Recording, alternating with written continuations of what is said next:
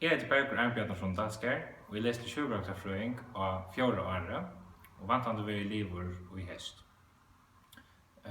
Jeg valgte å lese til sjúkrarøktarfrøðing tog at jeg har bæg áhuga fyrir náttúruvísund, men eisne til meg dama vel at arbeide med mennesker. Sjúkrarøktarfrøði inniheldur bæg.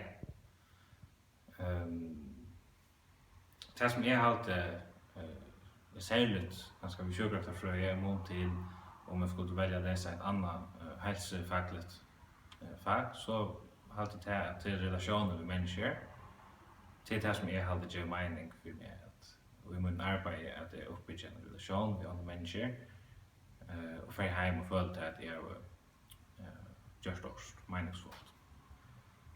Så i sjúkrarøktarfrøði eisne et sera fjölbrøtt arbeid, man kan arbeide en rikvig som støvn som sjúkrarøktarfrøðingur, bæði sjúkrahús og røktarheimon og innanfor psykiatrina og ut i øksnum og så framvegis og framvegis. Eitt som gjerne har vært spurt til hvor menn skulle lese til sjúkrarøktarfrøðing.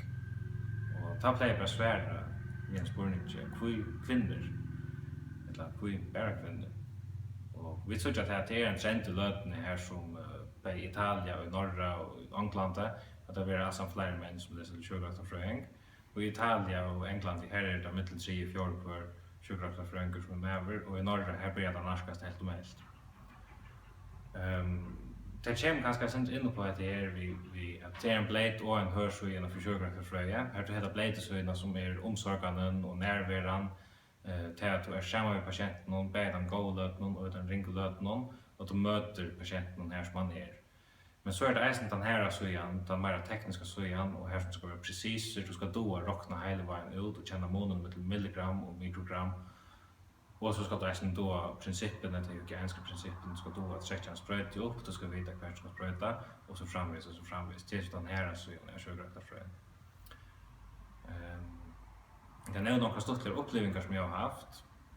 Et som jeg opplever nok så ofte, til med eldre folk, særlig hvis det har nysetta hörn och nysetta sjön. Att det känner mig efter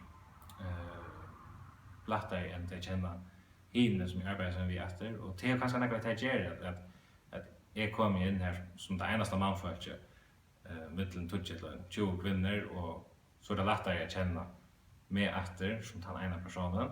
Men efter det är en jobbarrött och det är hörnet tar det där högtalaren som färra först och tar det lättare att höra den jobbarrött.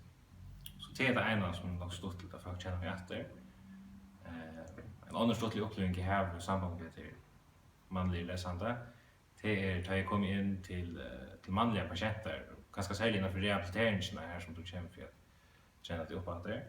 Så synes jeg til at jeg kommer med øveren, så knappt så resses det opp. Og jeg kunne ikke hjelpe deg med i spørsmål. Nei, så klarer det knappt til å reise seg opp og alt mulig. Det er også spesielt å utvide menn sammen og man vill gärna klara sig själv. Själv utbyggvingen, hon ekvelig hör till en sera hör bachelorutbyggving, men man följer att man får att han stod som man har bruk för. Och man följer efter att undervisaren här ställen tar vilja en allt det bästa och jag följer att undervisaren vill gärna ta sig att han undervisaren snäsna och hvis det om du läser en till som har spårning eller kritik eller något så det en ærlig kommunikasjon på veier. Man får vite hvis det også som ikke noe godt, man får eisne vite hvis det også som ødelig godt.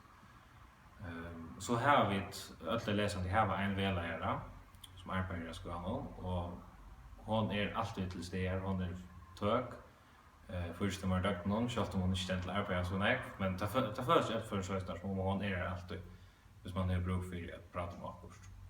Og jeg har brukt henne flere for å bli utbyggvingsene, og det följer att det har lofta mer att ta över via detta av hästen. Så uppbyggningen eisen i hon skipa och man ska först karmon vet att man fyller en flotch från första året och att förra året. Det har alltid är nog så sermers när vi prövar inte en universitet här som var 130 läsande och argenge och det ser sig självt att det är stora månader och att vi tar en flock vid 20-40 läsande i Føroyum här som nere skulle det ganska kappast 130 läsande en undervisare. Och så är det sammanhalt det vi tar att det är ett öle gott sammanhalt och ut att man har en flock vi en så liten flock. Men samtidigt så är flockarna så fjällbrötter till bägge helt ung folk och äsnen folk som alltså vuxen folk och tillkom som inte tänker sig en uppbyggning, folk som är etablerade i samhället och det är något som man sagtans kan benytta sig av hvis man är vast i omkring och man kommer in i en mycket fast liv och just säger kanske att bli förälder eller något. Jag tar det ordentligt gott att man går omkring en flötje här som flockbrötter i fjällbrötter. Men samtidigt så är det inte så fast att hvis det är också som inte gånger som inte ska så är det kort ut eller något slett inte på samma måte. Så kan alltid ta sig vid läsarna här och skolan om att finna andra lösningar som passar till och hvis du har några särskilt omstörd och så framvis. Ja, då är det liv i uppbyggningarna så attlig är mer för arbeta i sjukhuset i 2 år, få några röntor och att annat är så attlig mer ute i hem och arbeta i flöttarfölje och i särskilt utsättande ögon. Då jag har gjort det så har vi för det första gjort något som är följande och mening, som meningsfullt för mig. Och så har vi en bäg till att gå i uppbyggningarna och till att gå röntor som skulle till för att jag kan få mer ett ordentligt gott arbete i framtiden.